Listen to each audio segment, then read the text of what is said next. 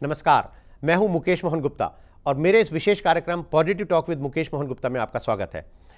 आज जिन शख्सियत के साथ मुझे बहुत सारी सकारात्मक बातें करने का सौभाग्य प्राप्त हुआ है वो है 3 पब्लिक सेक्टर बैंक के executive director doctor Ram Sangapure, executive director Punjab national bank, mister Mukesh Jain, executive director Punjab and Sindh bank और Shri R.K. Gupta, executive director bank of Maharashtra. स्वागत है आपका मेरे इस विशेष कार्यक्रम positive talk with Mukesh Mohan Gupta में। मुकेश जी, आप मेरे नाम राशि है तो मैं शुरुआत आप ही से करना चाहूँगा। अभी हम क्या देखते हैं कि जो सभी जितने भी बैंक्स हैं, खासतौर से पब्लिक सेक्टर बैंक, वो एक दूसरे के क्लोन की तरह से काम कर रहे हैं, जबकि अगर देखा जाए तो हर बैंक की जोग्राफिकली एडवांटेजेस डिसएडवांटेजेस अलग अलग हैं। तो आप इसको कैसे देखते हैं कि ऐसा क्यों नहीं होता कि कुछ बैंक लार्ज कॉर्पोरेट्स को करें, कुछ बैंक एसएमई सेक्टर में करें, कुछ बैंक्स एग्रीकल्चर में करें? इसका क्या रीज़न है? मैं आपका सवाल देने से पहले मैं आपके इस इनिशिएटिव की बहुत तारीफ़ करना चाहूँगा कि आपने पॉजिटिव टॉक्स जो शुरू किया है, एक देश में जो एक थोड़ा सा नेगेटिविटी का वातावरण बना हुआ था, जो अच्छे काम हो रहे हैं, मेरा ये मानना है कि उनको भी हमें आगे लाना चाहिए। अब मैं आपका सवाल का जवाब देना चाहूँगा।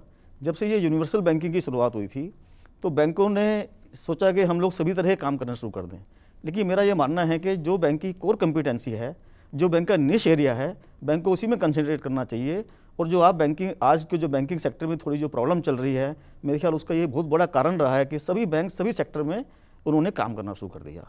मुझे भी अभी तक भी मैंने जिनसे भी बात करी, उन्होंने कहा कि पहली बार ऐसा हुआ है कि सरकार ने पूछा है बैंकों से कि आपकी समस्या क्या है। संगापुरा जी, यहाँ मैं आपको लाना चाहूँगा। देखिए, सरकार ये कहती है कि जो बैंकों का जो मर्जर है उसमें हमारा उतना इंपॉर्टेंट रोल नहीं है और बैंकों को खुद आगे आना चाहिए और वो बताएं कि कैसे वो बैंकों का मर्जर करेंगे। तो इसमें क्या कोई आपकी तरफ से कोई ऐसा प्रपोजल बैंकों के पास है जहां पर आप चाहते हैं कि छोटे बैंक बड़े बैंक में मर्ज हो जाएं या कुछ बड़े बैंक आपस में मर्ज होकर एक बहुत बड़ा बैंक बन जाएं? तो मर्जर के लिए कुछ आपकी कोई स्कीम कोई ऐसे चल रही है? मर्जर के बारे में तो नरसिम्हम कमेटी ने भी इसके बारे में सजेशंस दिए थे कि कुछ लार्ज बैंक्स इंडिया में काम करना चाहिए, कुछ इंटरनेशनल लेवल के बैंक्स होनी चाहिए, कुछ डोमेस्टिक लेवल के बैंक्स होनी चाहिए। तो इसको लेकर जो डिस्कशन चल रहा है, जो डिबेट चल रहा है, इसी का ये नतीजा है कि जब पुणे में हमारा ज्ञान संगम हुआ था, उस समय भी इस पर्टिकुलर विषय पे काफ़ी डिबेट हुआ और ये तय किया गया जो बैंक्स मर्ज होना चाहती हैं उसके बोर्ड ने वो प्रपोजल मूव करना चाहिए, ताकि ये फाइनेंस मिनिस्ट्री या गवर्नमेंट ऑफ इंडिया की तरफ से फोर्सफुली मर्जर नहीं होना चाहिए। ये व्यू लेकर फाइनेंस मिनिस्ट्री और पूरी बैंकिंग इंडस्ट्री आगे चल रही है। पब्लिक सेक्टर बैंक्स में ऐसे कई सारे बैंक्स हैं, अगर मर्ज करेंगे तो उसका फ़ायदा पूरे इकोनॉमी को मिल सकता है। हमें कंसोर्शियम की मदद लेनी पड़ेगी। कंसोर्शियम में सभी बैंक्स को लाना पड़ता है, उसको लिमिट्स होती हैं, उस लिमिट के अंदर ही उनको फाइनेंस करना पड़ता है। जब हमारे बैंक का साइज़ बड़ा होगा तो उसका फाइनेंस करने का जो एक्सपोजर लिमिट है वो भी बड़ा हो जाएगा। आपने बड़ी इंपॉर्टेंट बात कही कि कंसोर्शियम में छोटे बैंक्स भी आ जाते हैं और बड़े बैंक भी आ जाते हैं। मुकेश जी, मैं आपसे पूछना चाहूँगा, जब कंसोर्शियम होता है तो अधिकतर शायद ये प्रॉब्लम होती है कि आप जो छोटे बैंक्स हैं या मिड साइज बैंक हैं वो शायद अपनी टर्म्स कंडीशन बहुत ज़्यादा नहीं रख सकते, और जब बाद में अगर कभी अकाउंट ख़राब होता है तब भी रीस्ट्रक्चरिंग के टाइम पे या रिकवरी के टाइम पे, क्योंकि वो 75% की कंडीशन है, तो बड़े बैंक अगर ये डिसाइड कर लें कि हमें इसको लोन देना है, इस कंडीशन पर देना है, या हमें इसको रीस्ट्रक्चर करना है या रिकवरी नहीं करनी, तो आपकी शायद बहुत ज़्यादा से नहीं हो पाती होगी। तो ऐसा क्यों है कि आप उन कंसोर्शियम को ज्वाइन ना करके आप खाली एसएमई सेक्टर्स में ही अपना ध्यान ज़्यादा केंद्रित करें? बैंकर्स ने अपनी टॉप लाइन बढ़ाने के लिए बड़े बड़े कंसोर्शियम को ज्वाइन करना शुरू कर दिया, जबकि उनकी कोर कॉम्पिटेंसी वहाँ पर थी नहीं। तो बैंकों ने बड़े बड़े बैंकों को फॉलो करना शुरू कर दिया, जो लार्ज 3-4-5 बैंक हैं। अब छोटे बैंक क्या करते हैं, 3-4-5% का शेयर ले लेते हैं। ना तो उनकी टर्म्स एंड कंडीशन में से होती है, ना उनको जब रिस्ट्रक्चरिंग करने की पोजीशन में आते हैं ना वहाँ पर उनकी से होती है, और ना ही मैं कहा जाए तो रिकवरी में से होती है। वो टोटली डिपेंडेंस उनकी बड़े बैंकों पर रहती है। तो मेरा ये मानना इसलिए कि बैंकों को, जैसे हमारा स्मॉल साइज बैंक है, हमारा मेन फोकस रिटेल में, एमएसएमई में, एग्रीकल्चर में, और बड़े कंसोर्शियम बैंकों में हमारे ना तो मॉनिटरिंग कर पाते हैं, हमारी पूरी डिपेंडेंस बड़े बड़े बैंकों के ऊपर ही है, और हमारे फाइनेंशियली हम इतने एडवर्सली अफेक्ट हो जाते हैं कि हमारे पास में कोई चारा नहीं बचता उनके साथ फॉलो करने। गुप्ता जी, मुकेश जी ने बड़ी अच्छी बात कही कि कैपिटल की समस्या है। ये एक बड़ा टॉक ऑफ द टाउन भी है कि बैंक्स, देखिए जो सरकार है वो इंफ्रास्ट्रक्चर प्रोजेक्ट में बात कर रही है कि जो स्टॉल प्रोजेक्ट्स है उनको हम जल्दी से पूरा कराएंगे, बट अल्टीमेटली तो बैंक से फंडिंग चाहिए आपके पास, लेकिन कैपिटल की कमी है। तो आप इसको कैसे देखते हैं कि जो बैंक्स हैं उनके पास कैपिटल कैसे आएगी to fund all these projects? बैंकों के पास जो कैपिटल बढ़ाने के जो साधन हैं वो 3 तरीके से बढ़ा सकते हैं। पहला है ये है कि जो सरकारी बैंक हैं वो गवर्नमेंट से कैपिटल ले सकते हैं। दूसरा ये है कि IPO या FPO ला सकते हैं। तीसरा ये है कि वो अपनी प्रॉफिटेबिलिटी बढ़ाएं। अब पहला जो पार्ट है जिसमें कि गवर्नमेंट से हम लोग सपोर्ट मांगते हैं, पब्लिक सेक्टर बैंक, अभी गवर्नमेंट ने बिल्कुल साफ तौर पे कह दिया है कि बैंकों की पहले फाइनेंशियल स्ट्रेंथ अच्छी होनी चाहिए, तभी वो कैपिटल कंट्रीब्यूट करेंगे। दूसरा ये है कि बैंक IPO या FPO लाएं। लेकिन आज की स्थिति को देखते हुए बैंकों के लिए ये भी एकदम तुरंत ये पॉसिबल नहीं है कि बैंक IPO FPO लाए। तो तीसरा जो बचता है कि इमीडिएटली बैंकों को जो है अपनी प्रॉफिटेबिलिटी बढ़ानी है ताकि उससे कैपिटल बढ़ पाए। तो इसके लिए बैंकों को अपनी फाइनेंशियल स्ट्रेंथ बढ़ानी पड़ेगी। और मेरे हिसाब से अभी जो बैंकों का जो पिछले 1-2 साल में जो NPA बढ़ा है, वो उसको हम सॉफ्ट NPAs कह सकते हैं, जिसमें कि रिकवरी अच्छी एक्सपेक्ट की जा सकती है। और कुछ भी रिकवरी अगर होती है NPAs में तो ये डायरेक्ट प्रॉफिटेबिलिटी को इफेक्ट करती है, तो उससे रिटेन्ड अर्निंग्स बढ़ेगी। नहीं, रिटेन अर्निंग की आप बात कर रहे हैं, पर अभी क्या हो रहा है, अभी रिसेंटली 3 बैंकों ने डिसाइड किया है कि हम कोई डिविडेंड नहीं देंगे। आप गुप्ता जी मुझे ये बताइए कि जब आपके पास कोई लोन लेने के लिए कोई कंपनी आती है तो आप ये जरूर देखते होंगे कि वो डिविडेंड पेइंग कंपनी है या नहीं। तो आप कैसे देखते हैं जो इन्वेस्टर्स हैं वो किसी बैंक में क्यों इन्वेस्ट करें, जबकि आप तो डिविडेंड देने तक को मना कर रहे हैं? नहीं, जो उन 3 बैंकों ने जो ये निर्णय लिया है डिविडेंड ना पे करने का, उसका भी कारण यही है कि वो जो है पूरा का पूरा जो है अपना रिटेन्ड अर्निंग्स बढ़ाना चाहते हैं, रिजर्व्स एंड सरप्लसेस बढ़ाना चाहते हैं, जिससे कि उनका कैपिटल बढ़े। जहाँ तक मैं समझता हूँ, मुझे ऐसा लगता है कि प्रॉफिट बढ़ाने का शायद सबसे सीधा सरल तरीका है कि हम SME सेक्टर को फंडिंग करें। क्योंकि देखिए लार्ज कॉर्पोरेट में क्या होता है, आपको सारे कंसेशन उनको देना पड़ता है, बेस रेट में उनको फाइनेंस करना पड़ता है। जबकि SME को अगर हम टाइमली और एडिकेट फाइनेंस दें तो वो 1-2-3% ज़्यादा रेट ऑफ इंटरेस्ट देने के लिए तैयार है, आपसे कोई बहुत ज़्यादा कंसेशन नहीं मांगते। फिर भी क्या रीज़न है कि अभी एक रिसेंट रिपोर्ट ये आई है कि 96% जो SMEs हैं वो तो इनफॉर्मल सोर्सेज से पैसा ले रहे हैं, जहाँ पर उनको 40%, 50% और maybe 100% rate of interest दे रहे हैं। तो आप कैसे देखते हैं कि SME सेक्टर को फंडिंग कैसे बढ़े ताकि देश का भी भला हो और आपका भी भला हो एज ए बैंकर? आपने बड़ा सही सवाल किया। एक्चुअली SME सेक्टर मेरे हार्ट के भी बड़ा क्लोज है, मैं भी इस चीज़ को चाहता हूँ। जैसे आपने कहा, करीब 96% जो हमारी SME यूनिट्स है उनको फॉर्मल सोर्सेज से फंडिंग नहीं है। वो या तो माइक्रो फाइनेंस वगैरह से जा रहे हैं या मनी लेंडर से जा रहे हैं, बहुत हाई रेट पे लेते हैं। मेरा ये मानना है, एक तो SME सेक्टर में भी NPA थोड़े ज़्यादा हैं, लेकिन NPA ज़्यादा होने का कारण एक तो ये है कि वो थोड़े से प्रोफेशनलाइज कम है, कैपिटल वगैरह कम है। नहीं, मैं थोड़ा यहाँ पे आपसे डिसएग्री करना चाहूँगा। आप हो सकता है परसेंटेज टर्म से आप कह रहे हो कि SME का जो NPA ज़्यादा है, मगर एब्सोल्यूट टर्म में देखें अगर, तो हमने SME को तो फंडिंग किया कुल 10 लाख करोड़, और जो लार्ज कॉर्पोरेट है उनको हमने फंडिंग कर दिया 50 लाख करोड़। तो अगर परसेंटेज में थोड़ा ज़्यादा भी है तो वो एब्सोल्यूट टर्म्स में तो ऐसे मैं बिल्कुल आपकी बात से सहमत हूँ। मैं जो NPA भी जो होने के उनके कारण है ना, बैंक उनको टाइम पे हैंड होल्ड शायद नहीं कर पाते हैं। मेरे हिसाब से SME को 2 फैसिलिटी देनी बहुत जरूरी है। जो भी हम उनका असेसमेंट कर लें, उसके बाद हमें एक उनको स्टैंड बाई टर्म लोन देना चाहिए। दूसरी मेरे ख्याल से उनको एक स्टैंड बाई वर्किंग कैपिटल भी देनी चाहिए। तो शायद ये NPA की समस्या भी इससे काफ़ी हद तक में दूर हो जाएगी। गुप्ता जी शायद इसमें कुछ ऐड करना चाहते हैं। हाँ, अभी जैसे जैन साहब ने कहा कि एक MSME सेक्टर को हैंड होल्डिंग की ज़रूरत है, वाकई मैं इनसे सहमत हूँ। और इसके लिए बैंकों ने काफ़ी कदम भी उठाए हैं। Account opening form, application form काफ़ी सिंप्लीफाई किया है। बैंकों ने अपने सेंट्रल प्रोसेसिंग सेंटर्स बनाए हैं, जहाँ की MSME जो एक्सपर्टाइज है वहाँ पे बैठती है, वो लोग उनको हेल्प करते हैं। MSME जो हमें फीडबैक है, SME सेक्टर तो ये कहती है कि ग्राउंड लेवल पे शायद उनको उतनी सपोर्ट नहीं मिलती। हो सकता है कि अकाउंटेबिलिटी उसमें एक रीजन हो। अकाउंटेबिलिटी का सवाल है। मेरे ख्याल से अगर बैंकर, जो भी बैंकर अगर डिसीजन पूरी ट्रांसपेरेंसी से ले रहा है, बैंक की नॉर्म्स के हिसाब से ले रहा है और पूरा लॉजिकल डिसीजन ले रहा है, तो मेरे ख्याल से अकाउंटेबिलिटी का सवाल नहीं आता। संगमपुरा जी, मैं आपसे जानना चाहूँगा कि जैसे प्रॉफिटेबिलिटी की बात है, कैपिटल की बात है, अभी जो नॉर्म्स चेंज हो गए कि आगे से आपको प्रोविज़न करना पड़ेगा उन अकाउंट्स में भी 1 अप्रैल के बाद जो रिस्ट्रक्चर कर देते हैं या जो CDR में हो जाते हैं, तो इससे कि बैंक की प्रॉफिटेबिलिटी पे कितना असर पड़ेगा? ये जो रिजर्व बैंक ऑफ इंडिया ने जो रेगुलेटरी फोरबियरेंस था वो 1 अप्रैल से विड्रॉ किया गया है जी। इससे एक पॉजिटिव इम्पैक्ट ये होगा कि अपने बैंकिंग इंडस्ट्री की credibility in the world economy will definitely improve. तो इस एंगल से अगर हम देखेंगे तो रिजर्व बैंक ऑफ इंडिया का ये डिसीजन बहुत ही अच्छा है। ये इसका जो इम्पैक्ट बैंकिंग इंडस्ट्री पे पड़ने वाला था उसका निगेटिव इम्पैक्ट कम करने के लिए भी रिजर्व बैंक ऑफ इंडिया ने दूसरे अनाउंसमेंट्स किए हैं। जैसे कि रिजर्व बैंक ऑफ इंडिया ने बड़े जो प्रोजेक्ट्स हैं जहाँ पे हमें डर लगता है कि वो प्रोजेक्ट स्टॉल हो जाएंगे या वो NPA हो जाएंगे, वहाँ पे रिजर्व बैंक ऑफ इंडिया ने दूसरा डिस्पेंसेशन दिया है जहाँ पे 525 की स्कीम लागू की है, जिसके तहत अगर स्ट्रेस में कोई अकाउंट आया है तो उसको रीस्ट्रक्चर किया जा सकता है, 5 ईयर्स के लिए उसको मोरेटोरियम दिया जा सकता है और 25 ईयर्स तक उसका रीपेमेंट शेड्यूल किया जा सकता है। दूसरी एक जो announcement reserve bank of India ने की है वो ये है कि जो बड़े यूनिट्स है जो रीस्ट्रक्चर हो चुके हैं उसमें बैंक्स का इक्विटी पार्टिसिपेशन करने का भी प्रोविज़न उन्होंने कर दिया है। पहले वो 10% तक था, अभी उन्होंने वो बढ़ाया है, उसमें कोई लिमिट नहीं रखी है। जो इशू आ रहा था वो ये था कि शेयर्स की जो प्राइस है at what price bank should bye those shares, तो इसको लेकर सेबी ने भी अभी फार्मूला क्लियर कर दिया है और उस फार्मूला के तहत जो है किसी भी कमर्शियल बैंक को जब किसी यूनिट में ज़्यादा एक्सपोजर है ऑलरेडी, जो डेट का एक्सपोजर है उसको कम करके इक्विटी का भी एक्सपोजर बढ़ा सकते हैं। तो आपको लगता है कि ये एक प्रैक्टिकल इसमें कुछ काम हो पाएगा, conversion of debt to equity? हाँ जरूर जरूर। थोड़ा सा इश्यूज आता है वो प्राइसिंग को लेकर, अभी भी थोड़े से कंसर्न बैंकिंग इंडस्ट्रीज में है, at what price bank should buy shares of restructured accounts. ये तो आरबीआई गवर्नर ने भी कहा है कि promoters have to put more skin into the project. Absolutely. वक्त हो चला है एक छोटे से ब्रेक का। मैं जानता हूं कि आप कहीं नहीं जाएंगे क्योंकि सकारात्मक बातों का सिलसिला जारी है।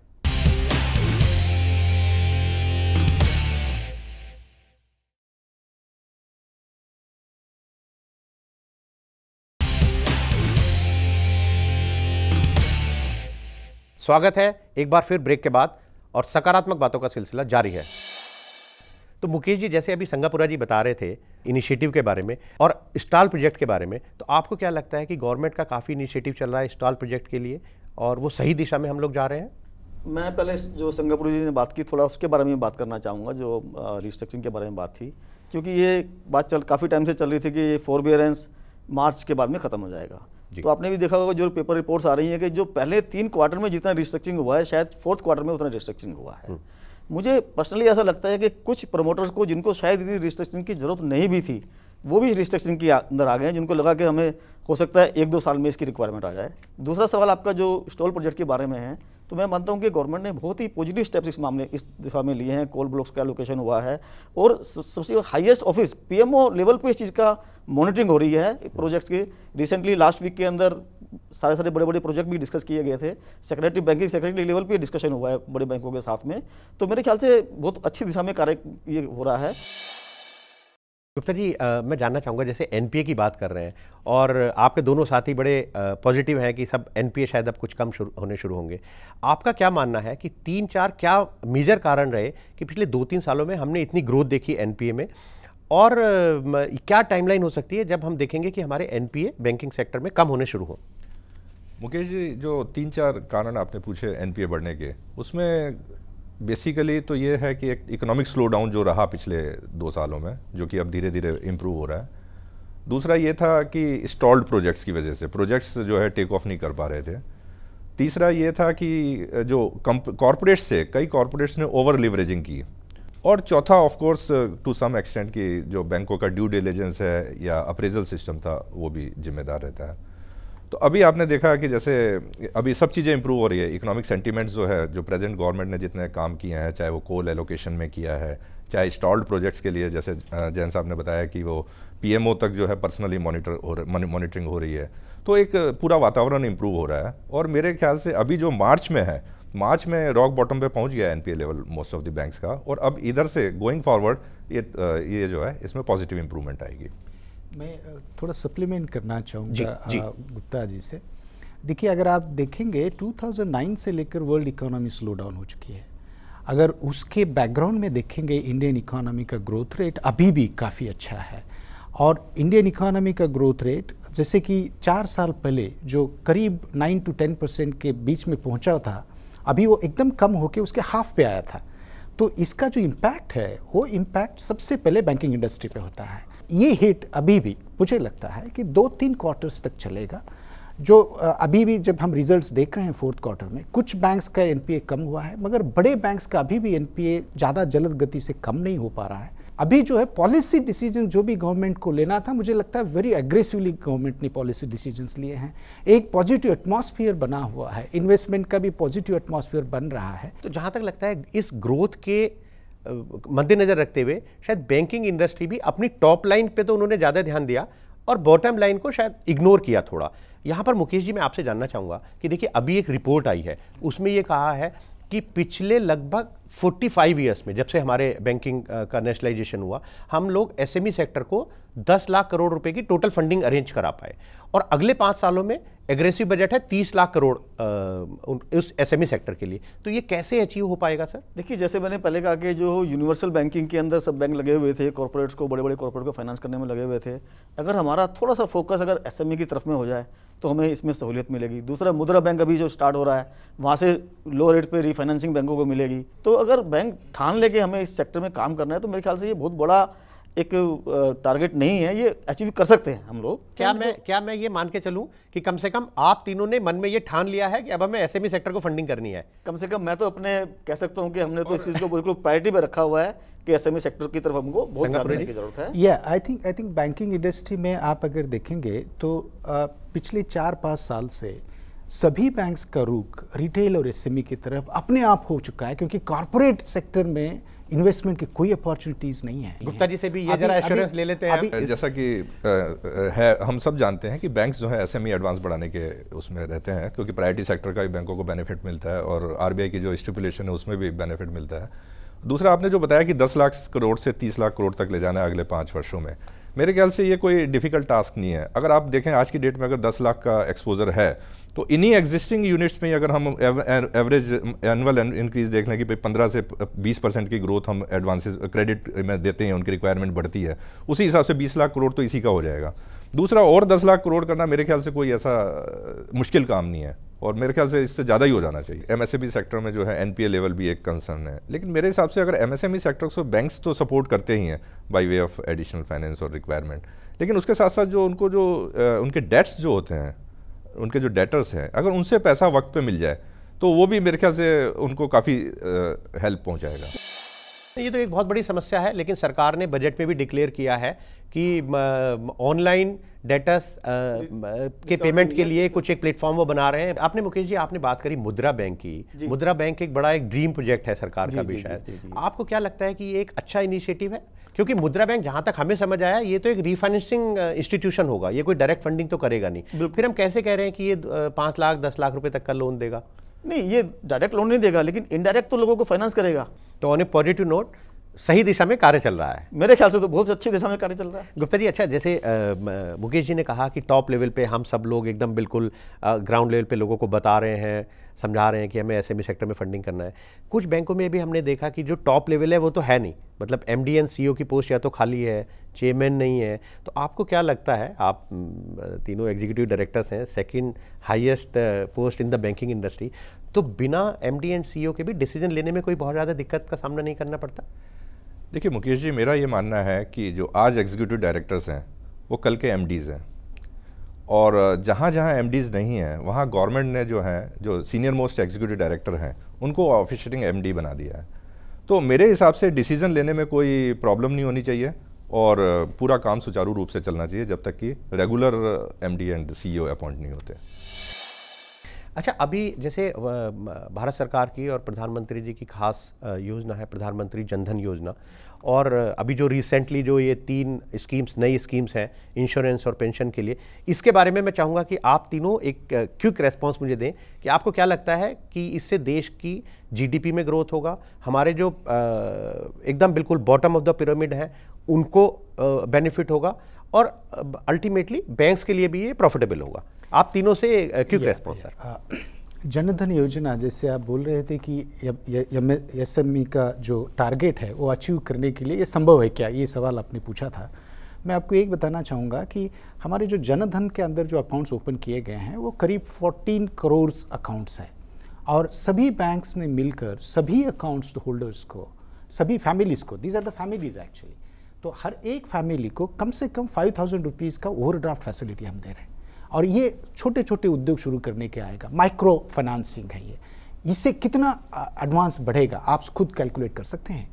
ये जनधन योजना का सबसे बड़ा फायदा एमएसएमई सेगमेंट चाहिए। सही रास्ता है। गुप्ता जी, आपका इस बारे में? मैं बड़ा क्विक रिस्पॉन्स दूंगा। प्राइम मिनिस्टर जनधन योजना जो है ये जीडीपी को डायरेक्ट इम्पैक्ट करेगी और इससे जीडीपी का ग्रोथ काफ़ी होगा। और सेकेंडली जो ये जो अभी जीवन ज्योति योजना और बीमा सुरक्षा योजना जो 2 चलाई हैं, उसमें क्या है, ये सोशल ज़्यादा है। इसमें क्या है, जो आम आदमी, जो गरीब आदमी था, वो अभी तक इंश्योरेंस के बारे में सोच भी नहीं सकता था। उसको ये नहीं पता था कि अगर उसको इंश्योरेंस कराना है तो किससे कांटेक्ट करना है। और जो एजेंट्स होते थे वो भी जो है इन छोटे छोटे लोगों के पास जाने से कतराते थे, क्योंकि छोटा प्रीमियम है, छोटा कमीशन होता था।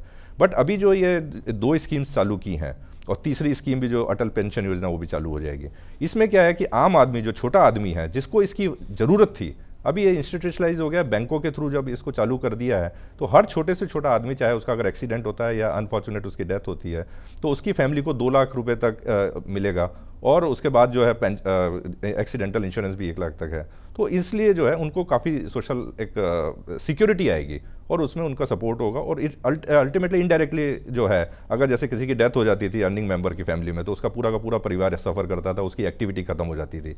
तो उससे भी उसकी एक्टिविटी चालू रहेगी, परिवार को कम सफरिंग होगी और उससे अल्टीमेटली इनडायरेक्ट वे में जो है कंट्री की ग्रोथ में सहायता मिलेगी। शुरुआत अच्छी है और इसी सोच के साथ मैंने भी ये positive talk with Mukesh Mohan Gupta शुरू की थी, क्योंकि अधिकतर ये कहा जाता है कि हमें भाई वो दिखाना होता है जो जनता देखना चाहती है। बट मेरा हमेशा मानना है कि हमें वो भी दिखाना है जो जनता को देखना चाहिए। मुझे लगता है कि आपका जो इनिशिएटिव है बहुत ही सराहनीय है और मैं सोचता हूँ कि इसके 100 एपिसोड्स हो, 100, 200, 1000 एपिसोड चलते रहना चाहिए। जब तक गवर्नमेंट 10% का ग्रोथ अचीव नहीं होता तब तक आपका प्रोग्राम चलता ही रहना चाहिए। बहुत बहुत धन्यवाद। इसमें जो है सकारात्मक सोच से ही सकारात्मक ग्रोथ आएगी। और मैंने आपके पिछले प्रोग्राम भी देखे हैं और वो काफ़ी ज्ञानवर्धक और एक दिशा निर्देशक भी हैं, तो मैं आपको इसके लिए बधाई भी देता हूँ। बहुत बहुत धन्यवाद डॉक्टर राम संगापुरा जी, RK गुप्ता जी और मुकेश जैन साहब, बहुत बहुत धन्यवाद हमसे जुड़ने के लिए और हमें समय देने के लिए। आपका भी बहुत बहुत धन्यवाद। धन्यवाद। और अगर आपकी सोच भी सकारात्मक है, आपके आइडिया पॉजिटिव हैं, तो आप नीचे दी हुई मेल आईडी पर मुझसे संपर्क कीजिए और हो सकता है अगले हफ्ते मैं यहाँ आपके साथ बैठकर बहुत सारी सकारात्मक बातें कर रहा हूँ। Till then be positive for yourself and for the country. धन्यवाद, नमस्कार।